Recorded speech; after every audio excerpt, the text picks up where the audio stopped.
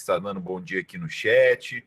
Bom, vamos lá então, vamos dar início ao nosso primeiro encontro no qual nós começaremos a trabalhar controle concentrado. Vejam só, na semana passada, nós conversávamos inicialmente acerca de uma distinção que existe entre o controle difuso e o controle concentrado, né? Nós destrinchamos, então, nos 3 encontros da semana passada, tudo o que é necessário para que você acerte todas as questões da OAB e de concurso público no tocante ao controle difuso. Nós vamos agora alcançar este mesmo objetivo, só que agora conversando sobre controle concentrado. O objetivo, então, como é que nós organizamos os nossos encontros? Nós vamos ter 3 encontros, segunda, quarta e sexta. Neste primeiro encontro, eu quero conversar com vocês acerca da ADI genérica, que é aquela que com certeza é bem mais cobrada em concurso e na OAB. Feitas essas considerações acerca de ADI genérica, no meu segundo encontro com vocês, eu vou trabalhar as ações em espécie. Aí, então, eu vou trabalhar ADI interventiva, ADI por omissão, ADC e ADPF. 25 minutos para cada uma, nós conseguimos fechar aí, então, as ações inerentes ao controle concentrado. E no nosso terceiro encontro, então, nós vamos resolver questões atinentes a cada uma dessas ações e principalmente no que diz respeito à ADI genérica, ok? Vejam, por que ADI genérica? Porque eu tenho outras subespécies de ADI. É importante relembrarmos inicialmente, então, que o controle concentrado, também denominado de austríaco, né? Pois tem as suas raízes lá, tendo sido elaborado, desenvolvido por Hans Kelsen. Este controle concentrado, ele também é conhecido como abstrato, como genérico, e diferentemente do controle difuso, no qual eu tinha partes, né? No qual eu tinha inconstitucionalidade como causa de pedir, aqui no controle concentrado, a inconstitucionalidade será o meu pedido. E a inconstitucionalidade, ou melhor, essa dúvida, este questionamento acerca da inconstitucionalidade ou da constitucionalidade será realizado por meio de ações específicas, ações essas que eu acabei de mencionar para vocês. Então, via de regra, nós temos aí que esse controle ele é concentrado, porque se concentra nas mãos do STF e dos TJs. Vamos falar hoje sobre competência. Nós temos um controle abstrato, porque não diz respeito a um caso concreto. Não é um caso concreto que eu estou levando à apreciação do judiciário e dentro dele suscitando um incidente de inconstitucionalidade. Nada disso. Quando eu provoco o controle concentrado, eu não tenho um caso concreto. Eu simplesmente estou impugnando uma norma, alegando que aquela norma seria ali inconstitucional, ou pleiteando que o Supremo Tribunal Federal interprete conforme a Constituição, enfim, vamos falar sobre isso tudo, perfeito? Vejam, também é genérico, eu não vou ter interesse de partes, eu não vou ter um caso concreto, perfeito? Eu vou ter apreciação ali de um ato normativo ou de uma lei que ali, em regra, terão, né, ambos serão abstratos. Um outro, na verdade, assim, 2 conceitos que são primordiais para que nós comecemos a falar sobre controle concentrado, diz respeito a parâmetro e objeto. O que é objeto, professor? Objeto, em sede de controle de constitucionalidade, é tudo aquilo que eu estou impugnando. Então, é tudo aquilo que eu estou questionando, que eu estou afirmando perante o judiciário que é inconstitucional ou que é constitucional, ok? Esse é o meu objeto. Então, se eu tenho uma lei A e, ao meu ver, esta lei A fere determinado dispositivo da Constituição, pois bem, a lei A vai ser o meu objeto. A lei A é o que eu estou impugnando por meio de uma ADI, ok? Além do conceito de objeto, eu preciso saber o que é o parâmetro. Como assim, professor, parâmetro? Parâmetro é a minha peneira, é o meu filtro, é o meu crivo, ou seja, se eu digo que este objeto viola a Constituição, eu preciso indicar qual é o dispositivo da Constituição que este objeto está violando. Então, vamos imaginar que o meu objeto é a Lei A e eu afirmo que a Lei A está violando o artigo 23 da Constituição. O artigo 23 da Constituição é o meu parâmetro. E aí já vem a primeira informação importante que já foi cobrada em prova. Vejam. O Supremo Tribunal Federal, ao realizar o controle concentrado, ele está adstrito ao objeto, mas não ao parâmetro. Como assim, professor? Se você movimenta o Poder Judiciário, se você provoca o Poder Judiciário por meio de um ADI, E na ADI você afirma que o artigo 1º da Lei A é inconstitucional, veja, o Supremo Tribunal Federal está vinculado a esse objeto. Ele não pode dizer, vamos aproveitar que nós estamos analisando a inconstitucionalidade do artigo 1º e vamos analisar a inconstitucionalidade do artigo 2º e 3º da Lei A também. Não pode. Por quê?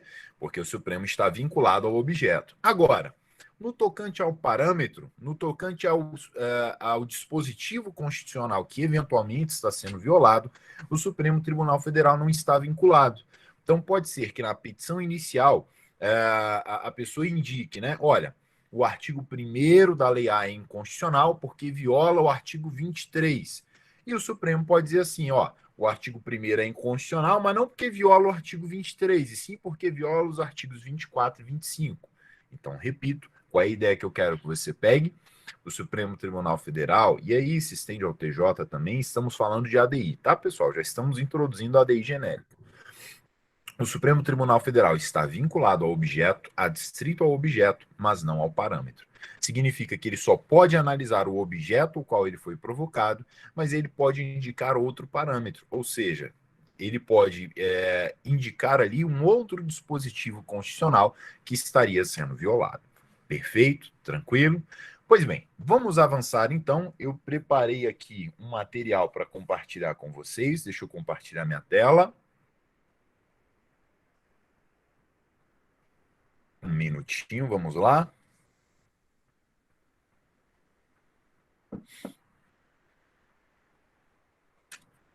Vamos lá, vamos lá. Agora sim, foi.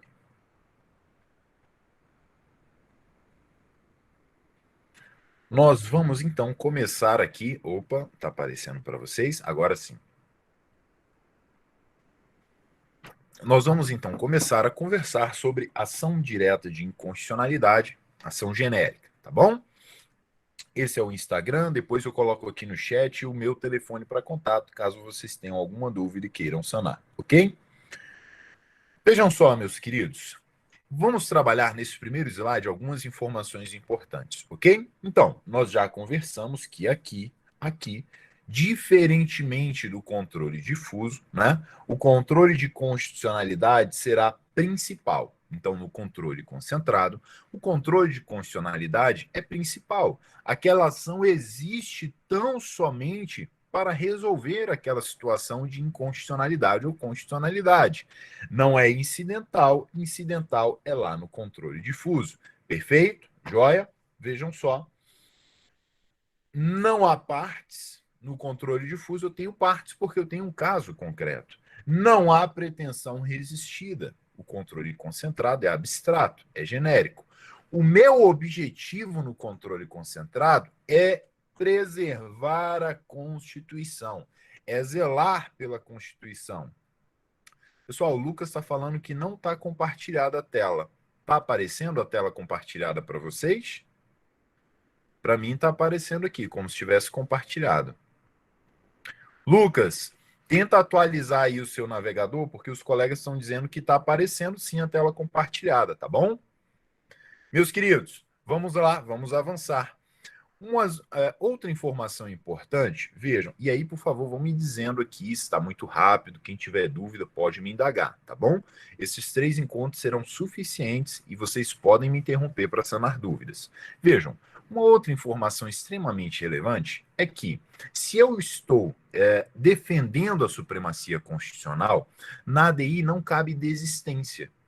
Então, eu não posso propor um ADI e posteriormente desistir dela. Por quê, professor? Porque eu não posso desistir de uma ação cujo interesse não é de uma parte, não há parte. O interesse é de proteger a supremacia constitucional. Logo, não cabe desistência da ADI. Outra informação que cai em prova, e eu preciso que você entenda essa informação, porque na dúvida, na hora da prova, se cair uma questão referente à ADI, raciocine de acordo com essa informação que eu vou lhe dar, tá bom? Que informação é essa, professor? A desconformidade, a violação à Constituição em uma ADI precisa ser direta e imediata. A violação, a desconformidade com a Constituição precisa ser direta e imediata. Perfeito? Nós vamos explorar muito essa informação quando formos tratar do que pode ser objeto de ADI. Bacana? Pois bem, vamos avançar então. Deixe-me ver aqui. Essas classificações aqui, infelizmente, eu não tenho tempo para trabalhar com vocês, mas dificilmente são cobrados em prova. Já foi muito cobrado em prova lá atrás. Hoje o controle de condicionalidade se desenvolveu tanto que o examinador vem se preocupando em cobrar outras coisas em prova, tá bom? Mas a incondicionalidade, vocês sabem que pode ser por ação ou por omissão, perfeito? Enfim, essa classificação depois vai estar, todo esse material vai ser disponibilizado para vocês lá no nosso grupo de WhatsApp. Vocês podem acessar, tá bom? Bom, vamos lá. Vamos começar então a introduzir o controle concentrado. Vejam só. Como eu havia mencionado aos senhores, eu posso provocar o Supremo Tribunal Federal para que este então exerça o controle concentrado. E eu posso fazer isso por meio de ações específicas. A ADI, por exemplo. A ADI, eu tenho por objeto lei ou ato normativo que vai violar supostamente a Constituição. Mas tenho também a ADO, ação direta de inconstitucionalidade por omissão. Na ADO, meus queridos, o que eu tenho é uma inconstitucionalidade por omissão. Essa omissão pode ser total, pode ser parcial. No nosso próximo encontro, nós vamos explorar a ADO. Vejam só, vejam só. O objetivo, então, da ADO é reconhecer uma omissão inconstitucional e garantir efetividade a uma norma constitucional. Como assim, professor? Eu tenho uma norma constitucional, um direito, por exemplo, previsto na Constituição, que precisa ser regulamentado para que as pessoas possam, então, gozar desse direito. Enquanto esse direito não for regulamentado, as pessoas não podem gozar desse direito. Veja, se não houver essa regulamentação, eu tenho uma omissão que viola a Constituição. Ora, a Constituição é violada na medida em que eu tenho um texto que não pode ter efetividade, ou que não possui efetividade. Nessa hipótese, eu tenho uma omissão inconstitucional, e aí nós vamos estudar no próximo encontro como é que o Poder Judiciário, como é que o Supremo Tribunal Federal resolve essa omissão. Temos ainda a ADI interventiva, também denominada de representação interventiva. Nessas hipóteses, eu tenho uma violação específica, eu tenho uma violação dos princípios constitucionais sensíveis. E a violação desses princípios constitucionais sensíveis, em tese, existem alguns outros requisitos que nós vamos estudar semana que vem, mas estes princípios, quando violados, autorizariam a interdição da União no Estado ou do Estado no município, ok? A interdição, desculpe, a intervenção. Fica mais adequado. Temos ainda a ADC. Na ADC, que é a ação declaratória de constitucionalidade, cuidado. Na ADI eu tenho uma ação direta de inconstitucionalidade. Na ADC eu tenho uma ação declaratória de constitucionalidade. Por que ação declaratória, professor? Porque, ora, se ela ingressou no ordenamento jurídico, presume-se a sua constitucionalidade. Então, o Poder Judiciário é provocado tão somente para declarar algo que já se presumia, ok? Busca-se, então, a declaração de constitucionalidade, a preservação de lei e o ato normativo federal. Escute, olhe nos meus olhos. Isso cai em prova, tá? Isso cai em prova. Preste atenção.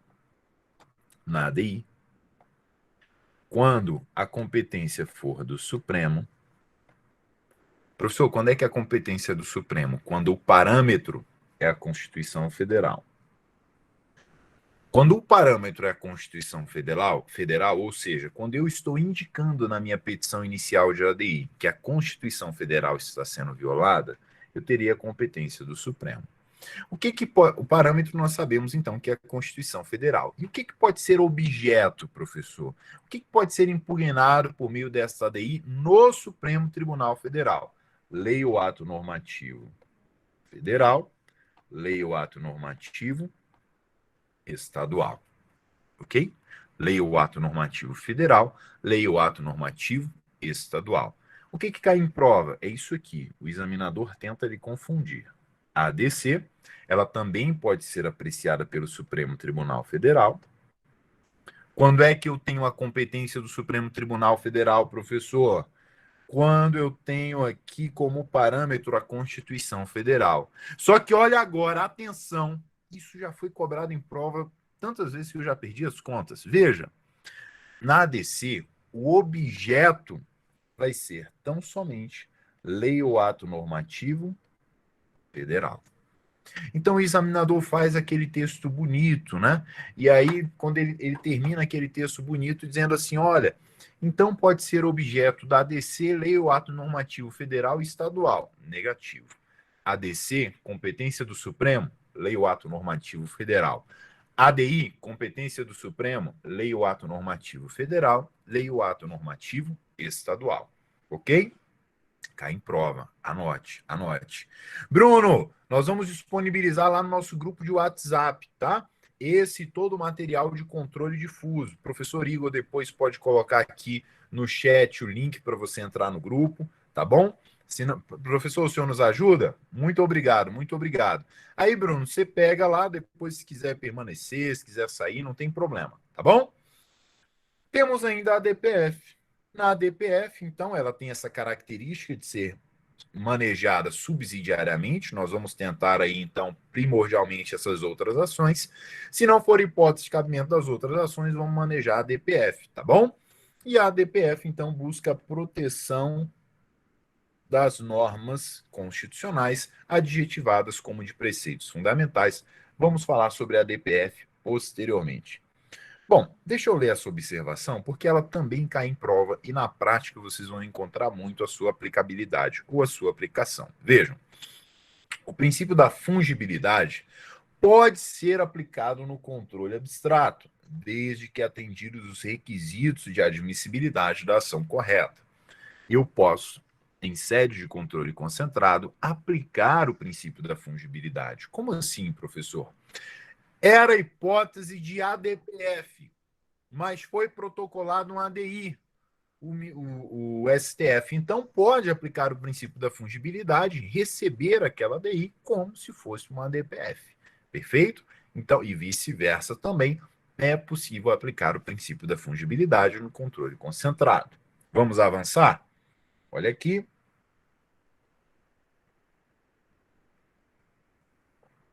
Conforme eu já havia conversado com vocês, ó, é possível que o controle concentrado seja exercido pelo Supremo Tribunal Federal e pelos TJs. A própria Constituição Federal autoriza os tribunais de justiça a estabelecerem, né, os trâmites necessários para que ocorra o controle concentrado no âmbito do TJ. Então, a Constituição de cada estado é quem vai estipular como é que vai se proceder, como é que vai acontecer ali o controle concentrado. Maravilha? Perfeito? Observação. O controle abstrato de constitucionalidade, no seu pedido, condiciona o STF ou TJ, ou seja, com relação ao objeto, Supremo e TJ estão adstritos, vinculados. Todavia, tais órgãos não estão adstritos à causa de pedir, isto é, fundamentos do pedido. Perceberam, então? Joia, ok? TJ e STF são livres para verificar qual norma servirá de parâmetro para tal controle. Isto posto, os órgãos do Poder Judiciário, STF e TJ, poderão desconsiderar a causa de pedir e substituí-la por outro. Então, o STF e o TJ poderão indicar ali qual é o parâmetro que estaria sendo violado, qual é o texto da Constituição que estaria sendo violado. Meus queridos, acerca de controle de constitucionalidade concentrado, é indispensável a leitura dessa lei.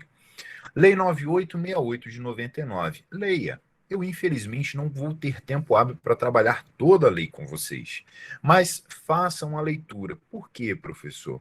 Porque quando eu trato de questões objetivas, o que normalmente é cobrado no tocante à Lei 9868 de 99 é a cópia da lei, é a lei seca. Então, leia, principalmente o que diz respeito às medidas cautelares, principalmente o que diz respeito aos efeitos e eficácia das decisões em sede de ADI e de ADC. A gente vai pincelar, eu vou pontuar para vocês o que você precisa saber, que cai em prova, mas a minha recomendação é leia toda a Lei 9868 de 99. E é justamente nesta lei, mais especificamente no artigo 7º, que nós temos o seguinte: não se admitirá a intervenção de terceiros no processo de ação direta de inconstitucionalidade. Texto do caput. Mas olha o parágrafo 2º. O relator, considerando a relevância da matéria e a representatividade dos postulantes, poderá, por despacho irrecorrível, admitir, observado o prazo fixado no parágrafo anterior, a manifestação de outros órgãos ou entidades. Então, qual é a regra, meus queridos? A regra é que não se admite intervenção de terceiro em sede de ADI. Parece, de certa forma, até lógico, porque para que eu vou admitir intervenção de terceiro se no controle concentrado o meu objetivo não é proteger interesse de partes, eu não tenho sequer partes. No controle concentrado, o meu objetivo é proteger a supremacia constitucional. Para que então que eu vou admitir terceiros? Esses terceiros não vão ter interesse nessa causa. Por quê, professor? Porque é uma causa que diz respeito a uma abstratividade, é uma causa genérica, ok? Joia? Mas vejam, admite-se, entretanto, a figura do amicus curiae. Então anote porque cai em prova.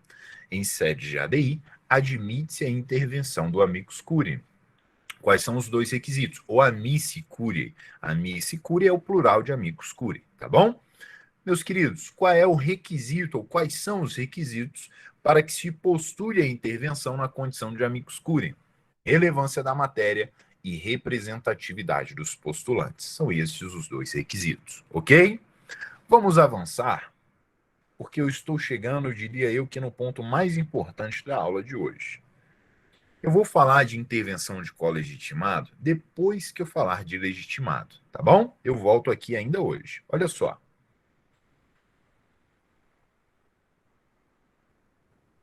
Só para finalizarmos essa ideia do amicus curiae, o amicus curiae será um terceiro especial, auxiliando a corte desde que observada a pertinência temática, isto é, o colaborador informal deverá demonstrar interesse objetivo com a fiscalização constitucional em andamento.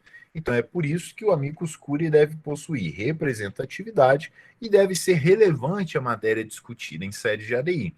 Dentro desta representatividade, o amicus curiae precisa ter pertinência temática. Então, ele precisa demonstrar qual é a afinidade que ele possui com o tema que está sendo discutido naquela ADI, ok? Vamos lá. Bom, o ponto mais alto da nossa aula de hoje vai ser discutir acerca de legitimação ativa. Eu vou tentar ser rápido, mas, por favor, não permita que qualquer dúvida passe. Se você tiver alguma dúvida, me interrompa. Olhem só. Lá no controle difuso, nós aprendemos que qualquer ação, de qualquer seara, pode provocar um controle incidental. Pode ser uma ação trabalhista, uma ação penal, uma ação civil, ok? Já no controle concentrado, o que nós verificamos é que existem ações específicas, ADI, ADC, ADO, ADI interventiva e ADPF. Nós estamos explorando a ADI genérica hoje, não é mesmo? Vejam só então. Para a propositura da ADI genérica, como nós não temos partes, o que nós temos são legitimados. Para a ADI genérica, o que nós temos são legitimados. Como assim, professor? A própria Constituição Federal estabeleceu que serão legitimados para propor ADI, e aí eu já abro um parênteses para dizer o seguinte, para propor ADI e ADC. Os mesmos legitimados para propor ADI serão legitimados para propor ADC. Ação declaratória de constitucionalidade, ok? Então, o que nós falarmos sobre a ADI genérica vai valer para a ADC aqui com relação à legitimidade. Os legitimados são aqueles, então, que a Constituição pondera que poderão propor um ADI. De acordo com a Constituição, mais especificamente o artigo 103, serão legitimados. E aí eu tenho um rol.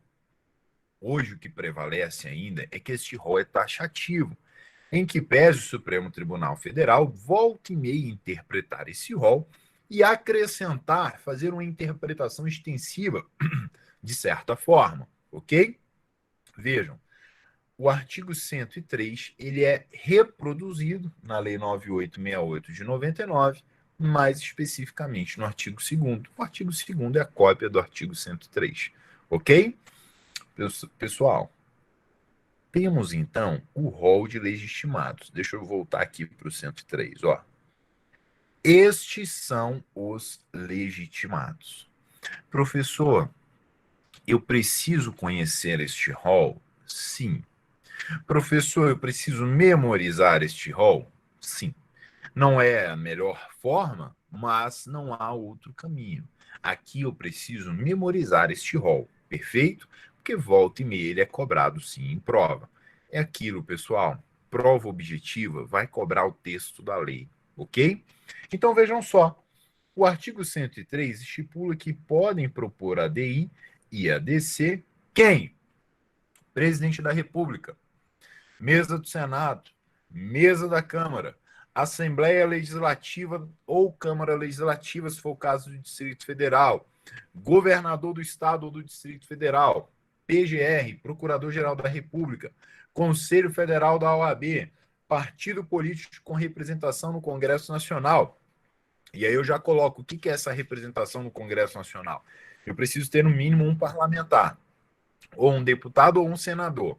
E aqui eu tenho ainda confederação sindical ou entidade de classe de âmbito nacional. Estes são os legitimados. Preste atenção, não confunda legitimado com aquele que possui capacidade postulatória. Como assim, professor? Essas pessoas são legitimadas para provocar o Poder Judiciário, para propor uma ADI. Mas algumas delas precisam constituir advogado, para que o advogado proceda a essa ADI. Perfeito? Por quê, professor? Quase todas essas pessoas, daqui a pouco eu vou dizer quais são, né? Mas quase todas são legitimados e também possuem capacidade postulatória. Ou seja, elas mesmas podem fazer ADI e estar ali em juízo, ok? Entretanto, algumas delas possuem legitimidade, mas não possuem capacidade postulatória. Logo, precisarão se fazer representadas por um advogado. Exemplo, partido político. O partido político não possui capacidade postulatória. Então, todas as vezes que um partido político quer intentar uma ADI, procura um escritório de advocacia ou um advogado, para que o advogado faça, então, aquela ADI. Ok? Perfeito? O que eu quero que você guarde agora. Não confunda legitimidade com capacidade postulatória. Ok? Vamos avançar. Bom, agora que nós já lemos aqui, né, o rol do artigo 103, você já sabe que depois você vai ter que dar uma lida no rol do artigo 103. Eu preciso destacar que há uma diferença construída pela jurisprudência e pela doutrina no tocante à legitimação. Como assim, professor? Eu tenho legitimados universais e não universais. Isso cai em prova. Legitimados universais e não universais. O que são os legitimados universais? Legitimados universais são aqueles, lá do artigo 103 da Constituição, que podem propor ADI sobre qualquer tema. Qualquer tema. Qualquer tema. Legitimados não universais ou especiais são aqueles que precisam demonstrar pertinência temática. Os legitimados não universais são aqueles, então, que se comportam desta forma. Opa, quero propor um ADI, mas espera aí, qual é a minha relação com este tema? Saiu uma lei nova. Esta lei, a meu ver, é inconstitucional. Opa, mas qual é a minha relação? Qual é a pertinência temática que eu possuo com este tema? Com o que está sendo ali, com o que eu quero discutir. Deu para entender? Então, o legitimado não universal ou especial é aquele que, quando for intentar uma ADI, precisa demonstrar a pertinência temática, precisa dizer qual é a relação dele com o tema que está sendo apresentado ali. Já os legitimados universais não precisam demonstrar pertinência temática porque podem propor ADI sobre qualquer coisa. Vamos lá, então? Ó, legitimados não universais, ou perdão, legitimados universais não necessitam comprovar pertinência temática. Quem são os legitimados, então, universais? Presidente da República, mesa do Senado, mesa da Câmara, PGR, Conselho Federal da OAB, partido político com representação no Congresso Nacional. Ponto. Legitimados não universais ou especiais necessitam comprovar pertinência temática. Quem são estes? Governador de Estado ou Distrito Federal, mesa da Assembleia Legislativa ou Câmara Legislativa do DF, confederação sindical ou entidade de classe de âmbito nacional. Estes, então, para intentar um ADI, precisam demonstrar a pertinência temática. Professor, o que sempre cai em prova? Governador.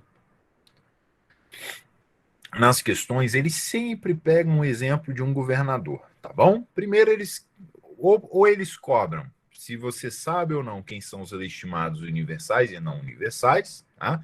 Eles cobram ali a letra do artigo 103 e aí perguntam se esse é um legitimado universal ou não universal. Ou então eles contam uma história envolvendo um governador e estados, né? Então eles criam uma situação assim, saiu uma lei nova lá em Pernambuco. O governador do Acre pode intentar um ADI para impugnar essa lei lá de Pernambuco? Aí vai depender. Se é uma lei em que o governador do Acre não possui qualquer pertinência temática, não cabe ADI. O governador do Acre não pode intentar ADI. Agora, se é uma lei lá de Pernambuco, mas que vai afetar o Acre, este governador, então, passa a ter pertinência temática. Às vezes, então, eles narram uma história sobre impostos, né? Eles contam, então, que surgiu uma lei lá de Pernambuco que vai conceder, né, isenção total para todas as indústrias que se mudarem para lá e se instalarem lá em Pernambuco. E isso afeta diretamente o estado do Acre, porque 20 empresas já saíram de lá. Eles narram uma questão parecida com essa, normalmente envolvendo uma questão tributária, e aí perguntam, e aí, o governador do Acre pode intentar uma ADI? Pode, porque esta lei, em que pese ser de Pernambuco, afetou diretamente o estado do Acre. Ok? Perfeito? Tranquilo? Então, governador precisa demonstrar pertinência temática. Maravilha, então, vamos avançar, meus queridos. Ó, só para fecharmos essa ideia de pertinência temática, vamos ler aqui rapidamente um fragmento de um julgado. A pertinência temática versa sobre um nexo de afinidade entre os objetivos institucionais da entidade, que ajuíza a ação direta, e o conteúdo material da norma por ela impugnada nessa sede processual. Então, é a demonstração ali de uma relação entre a matéria que está sendo impugnada e a pessoa que é legitimada para intentar uma ADI. Ok? Perfeito? Pergunta: já foi cobrado em prova. A ADI pode ser proposta pela mesma autoridade que participou da elaboração da norma? Sim. Então, imaginem, foi criada uma lei, essa lei passou ali pelo crivo do Congresso Nacional, determinado partido político, inclusive, votou pela aprovação daquela lei. Aquela lei entrou em vigor, começou a produzir seus efeitos. 2 anos depois, aquele partido político, que inclusive votou pela aprovação da lei, decide propor um ADI contra aquela lei. É possível? Sim, é possível sem nenhum problema. Ok? Bom, deixa eu ver aqui, tem muitas informações, mas eu vou trabalhar só aquilo que é cobrado em prova. Deixa eu me ver aqui. Esse aqui é cobrado em prova. O partido político que perde a representação no Congresso Nacional terá a sua ADI ajuizada prejudicada? Então, veja, era um partido político que tinha apenas um deputado. Era um partido político com representação no Congresso Nacional. Esse partido político decide, então, intentar uma ADI. É possível? É possível, está lá no rol do 103. Não obstante, nós tivemos novas eleições e esse partido não conseguiu eleger ninguém, nem deputado, nem senador. perdeu a representação no Congresso Nacional. E aí, o que vai acontecer com aquela ADI que foi ajuizada? Vejam só. A pergunta é: o partido que perde a representação no Congresso Nacional terá a sua ADI ajuizada prejudicada? Não. Por quê? Porque eu vou verificar a legitimidade, ou seja, eu vou verificar se aquele partido político possuía representação no Congresso Nacional no momento que a ADI foi proposta. Não agora em que ela vai ser julgada, mas lá atrás, no momento que ela foi proposta. Vejam só, a resposta seria não, pois tal requisito será verificado no momento da sua propositura. Perfeito? Vamos avançar, porque tem algumas informações importantes ainda sobre legitimados. Olha só, pessoal. A legitimidade para propor ADI é da Confederação, está lá no artigo 103. Não são, anote, não são legitimados a federação. A federação não possui legitimidade, não está lá no rol do 103, nem central sindical. Estes não possuem legitimidade, ok? Central sindical, sindicato, federação não possuem legitimidade ativa. Perfeito? Agora preste atenção. A entidade de classe entidade de classe está lá no rol do 103, deve possuir membros em no mínimo 9 estados da federação, ligados entre si pela mesma atividade econômica ou profissional. Ok? O que eu quero trabalhar com vocês, que realmente também cai em prova, é associar. Isso aqui é novo, tá, pessoal? Isso aqui, essa informação que eu vou dar a vocês, eu nunca vi sendo cobrado, porque é relativamente novo.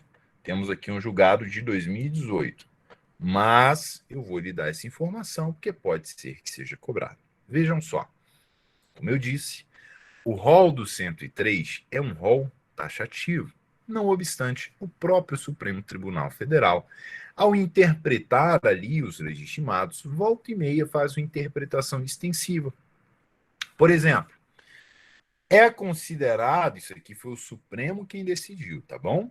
É considerada entidade de classe para fins de legitimação ativa de ADI aquele conjunto de pessoas que atua da defesa ou na defesa do interesse de minorias ou de grupos vulneráveis. Então, aquele conjunto de pessoas que atua no interesse, na defesa, né, do interesse de minorias ou de grupos de vulneráveis, são também, de acordo com o Supremo Tribunal Federal, reconhecidos como entidade de classe. Eu trouxe aqui um julgado que vale a pena uma leitura rápida. Vamos ler juntos, então? Olha só.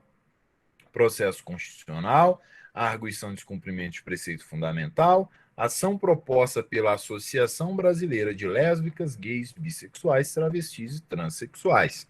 Então, essa associação foi compreendida aqui como pertencente a este conceito de entidade de classe, ok? Então, vejam, eu tenho uma superação da jurisprudência, por isso que eu disse que é algo novo, eu ainda não vi sendo cobrado em prova, mas pode ser. Veja, a missão precípua de uma Suprema Corte em matéria constitucional é a proteção de direitos fundamentais em larga escala, interpretação teleológica e sistemática da Constituição de 88, abertura de controle concentrado à sociedade civil, aos grupos minoritários e vulneráveis. Considera-se classe, para os fins do artigo 103, inciso 9, que tem lá a entidade de classe, o conjunto de pessoas ligadas por uma mesma atividade econômica, profissional, isso o Supremo já compreendia como sendo entidade de classe, e agora ele coloca, ou pela defesa, veja que é ou. Então aqui eu não preciso ter essa relação atinente à profissão ou atividade econômica, ou pela defesa de interesses de grupos vulneráveis e ou minorias ou minoritários, cujos membros as integrem. Perfeito, meus queridos? Então, ó, fica a dica, pode ser cobrado porque é algo novo. Bom, o que cai sempre também em prova com relação a legitimados? Ó, associação de associações. Lá no rol do artigo 103, não tem associação de associações. Mas o Supremo Tribunal Federal, então, interpretando o rol do artigo 103, entende que a associação de várias associações possui legitimidade, sendo assim considerada entidade de classe. Então, verifiquem como o Supremo ampliou esta noção, este conceito do que vem a ser entidade de classe, para fins de definirmos quem são ou quais são os legitimados para intentar um ADI. Perfeito? Professor, o que cai em prova? Associação de associações possui legitimidade para propor ADI. Ok? Primeira informação é essa. Olha a segunda agora, olha a segunda. As associações, vem comigo, as associações que representam fração de categoria profissional não são legitimadas para instaurar controle concentrado de constitucionalidade de norma que extrapole o universo de seus representados. Vou ler de novo e vou explicar, e aí eu vou dizer como é que isso é cobrado. As associações que representam fração de categoria profissional não são legitimados para instaurar controle concentrado de constitucionalidade de norma que extrapole o universo de seus representados. Então, isso é cobrado normalmente de duas formas. Olha só, vamos resolver uma questão sobre isso na sexta-feira, tá? Mas só para vocês entenderem. Vem comigo.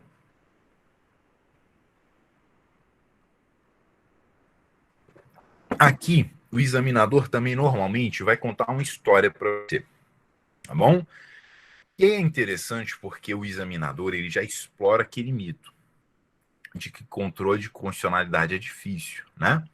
Aí o aluno às vezes já chega pensando que o controle de constitucionalidade é difícil. Quando chega na hora da prova, aí o examinador começa a falar, na mesma, primeiro é uma questão enorme, FGV adora enunciado enorme, né? Aí faz um enunciado enorme. Aí lá no enunciado coloca entidade de classe, associação de associações, não representa, não pode propor ADI quando extrapolar o universo dos seus representados. Aí o examinador já fica confuso. Veja bem, vamos deixar a confusão de lado e vamos acertar essa questão. Como é que isso aqui é cobrado?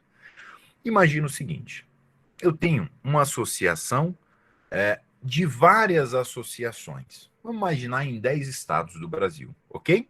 Em cada um desses estados, eu tenho uma associação. Associação de professores universitários. Bacana? Associação de professores universitários.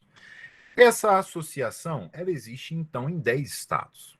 E existe, então, uma associação que engloba todas essas associações. Então, eu tenho a Associação de Professores Universitários do Nordeste, Centro-Oeste e Sudeste. Bacana? Tem uma associação de várias associações. E aí o examinador fala assim, surge então uma lei que supostamente viola a Constituição, afetando professores no ensino médio. Poderia essa associação de associações propor uma ADI? Veja o julgado. As associações que representam fração de categoria profissional, é o caso da nossa. A nossa não representa todos os professores, representa uma fração da categoria, professores universitários. Não são legitimados para instaurar controle concentrado de constitucionalidade de norma que extrapole o universo de seus representados. Esta associação de associações representa quem? Professores universitários. Esta lei do nosso problema afeta professores universitários? Não. Afeta professores do ensino médio. Logo, essa associação de associações, neste caso, não pode propor um ADI. Por quê? Porque extrapola o universo de seus representados. Perfeito? Essa é a primeira forma em que é cobrado. A segunda forma que é cobrado é o seguinte: eu tenho essa associação aí, eu tenho uma associação em cada um desses 10 estados, tá bom? Estados do Norte, Nordeste e Sudeste. Norte, Nordeste e Sudeste. Então, eu tenho ali em 10 estados a representação de professores universitários. A Associação de Professores Universitários. E aí eu crio, então, a Associação de Associações. Eu crio uma associação chamada Associação de Professores Universitários do Norte, do Nordeste e do Sudeste. Perfeito? Surge, então, uma lei lá no Rio Grande do Sul. Essa lei no Rio Grande do Sul afeta, que supostamente é inconstitucional, afeta os interesses dos professores universitários do Rio Grande do Sul. Aí o examinador lhe pergunta, né? A associação de associações é legitimada para propor um ADI nessa situação? Você vai responder não. Por que não? Porque a associação representa professores universitários? Representa, mas do Norte, do Nordeste e do Sudeste, não do Sul. Logo, extrapola o universo de seus representados. Perfeito? É assim que é cobrado. Joia? É assim que é cobrado. Deixa-me ver se há mais alguma coisa. Conselhos federais. Também já vi sendo cobrado em prova. Pessoal, até aqui está tranquilo? Até aqui está tranquilo? Como é que nós estamos? Deixa eu ver aqui o chat. Podemos avançar? Eu estou sendo um pouquinho rápido porque tem bastante coisa, mas vai dar tempo, pessoal. Deixa eu ver aqui. Bacana, então. Vão me dando feedback de vocês aí, ok? Eu estou sendo pontual. Aquilo que vai ser cobrado na sua prova, eu estou te dizendo aqui. Olha só. Outra situação que também já foi cobrada em prova diz respeito aos conselhos federais. Veja que o artigo 103 menciona que quem possui legitimidade é o Conselho Federal da OAB. Conselho Federal da OAB possui legitimidade. Outros conselhos federais de outras categorias não possuem legitimidade. Ok? Perfeito? Vamos lá. Deixa eu me ver aqui. Sim, terminamos essa primeira parte. Deixa eu voltar aqui nos colegitimados. Lembra que eu falei que ia voltar? Ó. Então, pessoal, nós começamos a nossa aula introduzindo a lei genérica, falamos sobre as ações, falamos sobre a competência do Supremo e do TJ. Nós vamos explorar mais no segundo material aqui que eu elaborei, que eu já vou começar agora. E falamos sobre legitimados e sobre tudo aquilo que é cobrado em prova, ok? Falamos ainda sobre a intervenção de terceiro do amicus curiae. Né? O amicus curiae pode atuar na ADI e na ADC como terceiro, né? Desde que ele demonstre ali a representatividade da matéria e quem ele é, né? Quem é esse postulante, qual é a pertinência temática que ele possui com relação ao que ele pretende participar, com relação ao que está sendo debatido. Vejam, além do amicus curiae poder participar como interventor aí, né, como um terceiro, eu tenho também a possibilidade de intervenção do colegitimado. Intervenção do colegitimado. Como assim, professor? Vocês já sabem quem são os legitimados, não é? Já sabem quem são os legitimados. Eles são todos esses do rol do 103. Quem é o colegitimado? É todo aquele que não foi o responsável pela ADI. Como, professor? Colegitimado é todo aquele que não foi o responsável pela ADI. Professor, me explica, agora mesmo. Olha aqui para a tela. Vamos imaginar que foi uma ADI proposta pelo presidente da República. O presidente da República, na condição de legitimado, propôs uma ADI. Quem são os colegitimados? Os outros. Desde que não seja o presidente da República, desde que não seja aquele que é responsável pelo ato. Como assim, professor? Quem já analisou um ADI sabe que eu tenho, apesar de não ter partes, eu tenho, de um lado, o legitimado, e do outro lado, eu tenho um responsável. Vou colocar aqui requerido. Quem é o requerido, professor? É o responsável pelo ato impugnado. Este que é o responsável pelo ato impugnado vai ser conclamado a participar dessa ADI para prestar esclarecimentos. Então vamos imaginar, o presidente da República está impugnando ali uma lei que foi fruto da aprovação, né, do Senado e da Câmara. Perfeito. O presidente da República, enquanto legitimado, intentou um ADI. Quem são os requeridos? Quem é que vai ser ouvido para prestar esclarecimentos acerca daquela lei? A mesa do Senado, a mesa da Câmara, o Congresso Nacional. Bacana? Quem são os colegitimados? Todos os outros. Então, todos os outros que não o legitimado, que não os requeridos, são colegitimados, ou seja, podem participar do processo na condição de terceiro. Bacana? Podem participar do processo na condição de terceiro. Ok? Rafaela me fez uma pergunta. Vou ler aqui agora, Rafaela. Enquanto eu leio, deixa eu só já passar aqui para o nosso outro material, para a gente pelo menos fazer uma introdução, tá bom? Deixa eu ver aqui a pergunta da Rafaela.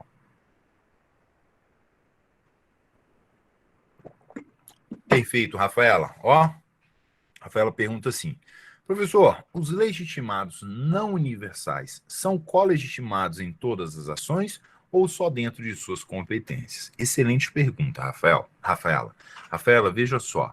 Legitimado não universal vai ter que demonstrar pertinência temática, ainda que seja para figurar como colegitimado. Se até o amicus curiae precisa demonstrar a sua relação com o tema, imagine o colegitimado. Perfeito? Então, tanto o amicus curiae quanto o colegitimado precisam demonstrar a relação que possuem com o tema que está sendo discutido. Então, se nós pegarmos, por exemplo, o governador, que não é um legitimado universal, e ele quer atuar como colegitimado.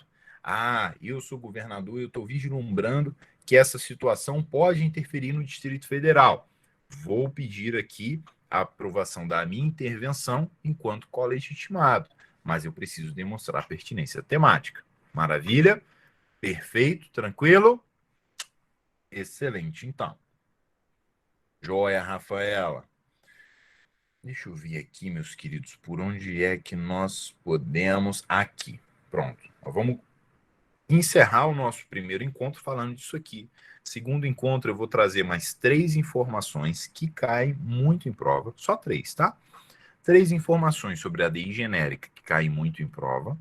E aí nós vamos explorar as ações. Vai dar tempo, ok? Então, olha só, para nós encerrarmos o nosso encontro de hoje. Não podemos confundir legitimidade ativa com capacidade postulatória. Isso eu já falei para vocês, né? Vejam só.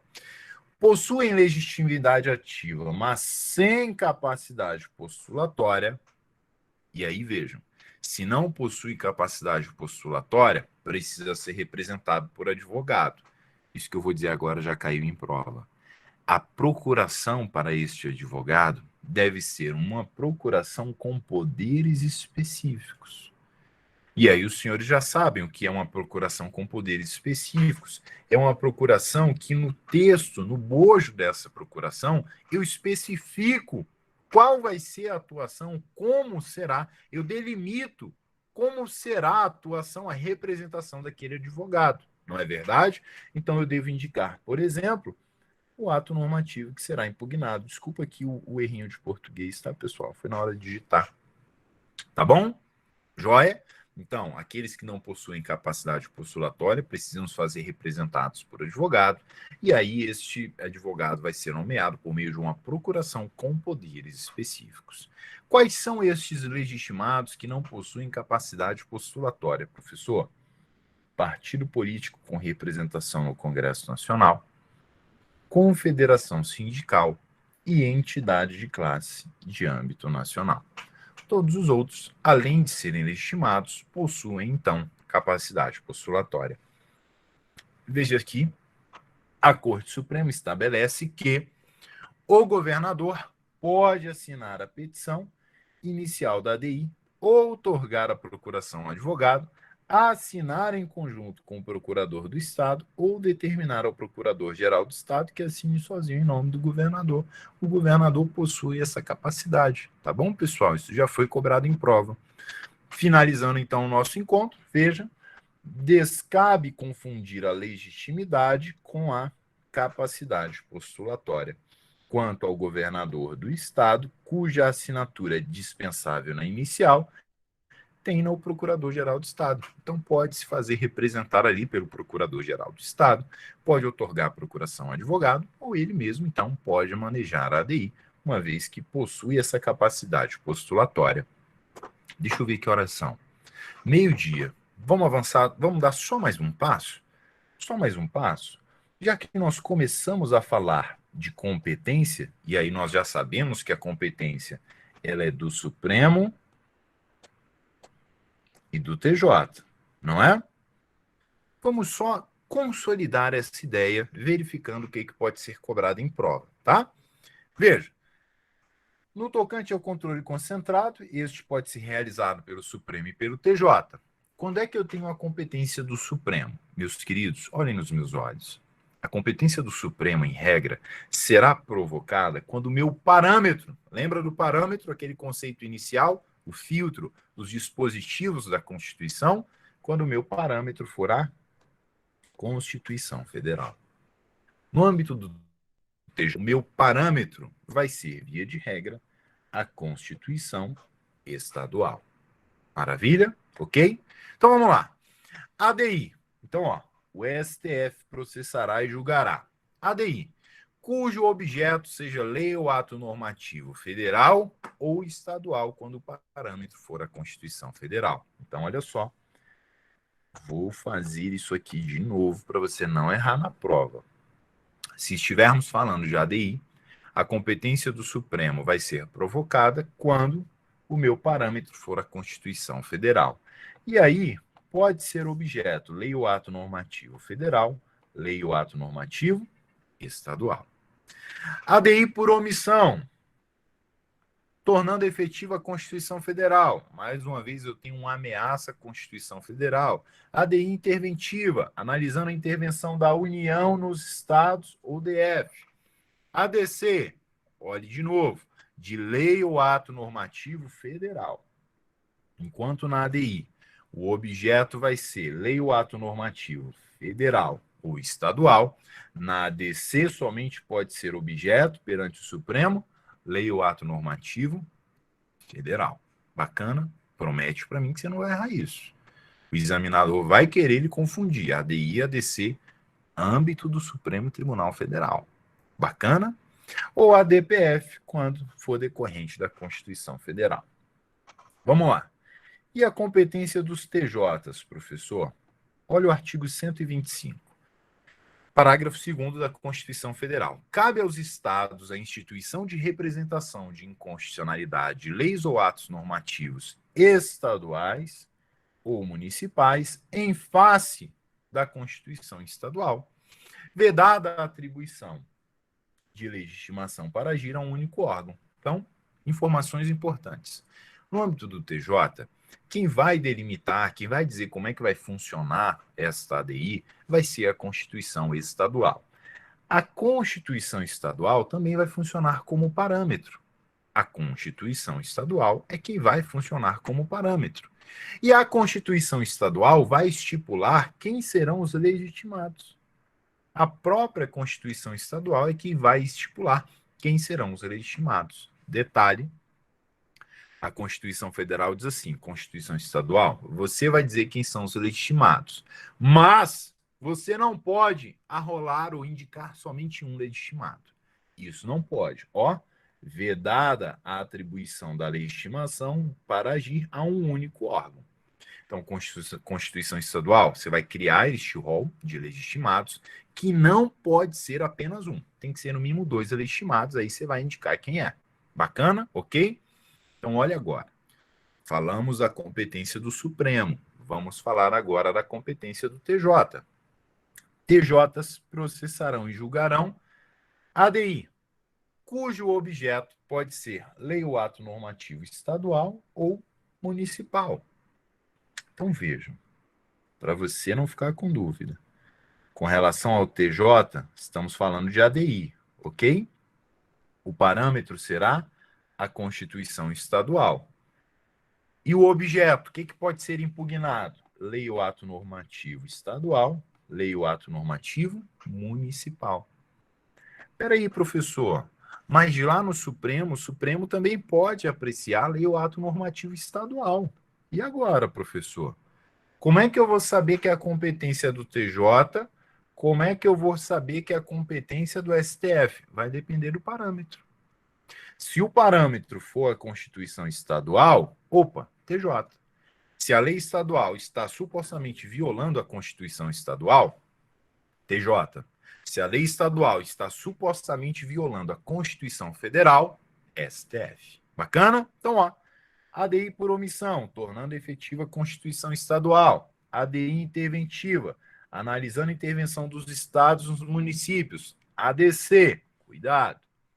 ADC no âmbito dos TJs. Pode apreciar lei ou ato normativo estadual em face da Constituição Estadual. Bacana? E a ADPF, decorrente da Constituição Estadual. Este próximo tópico é uma das informações que eu vou trabalhar semana que vem, que cai muito em prova. Eu vou trabalhar com vocês essa classificação que, a princípio, foi elaborada pelo professor Raul Machado Horta, que diz respeito a normas de reprodução e normas de imitação. Isso cai muito em prova, pessoal. Então, ó, semana que vem eu espero todos vocês, ok? Já estourei aqui 6 minutinhos do nosso tempo. Eu espero todos vocês. Semana que vem, não, quarta-feira, desculpa. Que semana que vem? Quarta-feira agora eu espero todos vocês. E eu já vou começar dando essa informação, tá bom? Então, ó, meio-dia eu já estarei online para nós continuarmos com o nosso conteúdo, ok? Foi boa a live de hoje, gostaram, ajudou bastante? Me digam aqui. Obrigado, Rafaela. Obrigado, Hilda. Me digam aqui se está contribuindo, tá, pessoal?